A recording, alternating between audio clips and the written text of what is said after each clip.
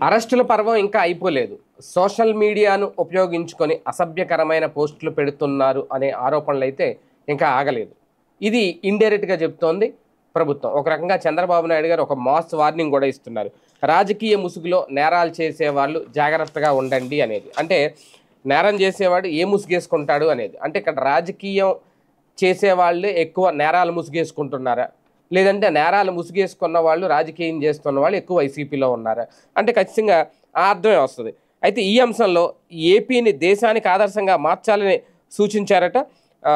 వాళ్ళకి విషయంలో వెనక్కి తగ్గద్దు అని అధికారులకు ఆదేశిస్తూ తాజాగా క్రైమ్ హాట్‌స్పాట్‌లపై సీసీ కెమెరాల ద్వారా నిరంతర నిఘా కూడా కొనసాగించాలన్నారట. ప్రైవేటు వ్యక్తులు, సంస్థలు ఏర్పాటు చేసుకున్న సీసీ కెమెరాల నుంచి ఫుటేజ్ తీసుకునే విషయంలో నిబంధనలు మార్చేలాగా చర్యలు చేపట్టాలి. ప్రధానంగా షాపింగ్ మాల్స్, అలాగే థియేటర్స్, హోటల్స్, ఇలా ఎక్కడైతే సీసీ కెమెరాలు ఉంటాయో ఆ సీసీ కెమెరాల ఫుటేజ్‌ని మొత్తం సేకరించి ఆ విషయంలో ప్రజా భద్రత చట్టాన్ని వర్తింపజేయాలి అనేది. వివిధ రంగాల్లో డ్రోన్లు, సీసీ కెమెరాలు కూడా వినియోగం పెంచాలని సూచించారు. ఇక్కడ ప్రధానంగా ఇప్పటికే చాలా నేరాలు కంట్రోల్ చేసాం. లేదంటే గంజాయి రహిత ఆంధ్ర, అంటే ఎక్కడా కూడా గంజాయి పండట్లేదు. ఎక్కడైనా ఎవరైనా గంజాయి స్మగ్లర్లు దొరుకుతున్నా వాళ్ళు ఒడిశా నుంచో ఎక్కడి నుంచో తీసుకొచ్చామని చెప్తున్నారు తప్ప గతంలో విశాఖ మన్యం నుంచి తెస్తున్నామని చెప్పేవారట.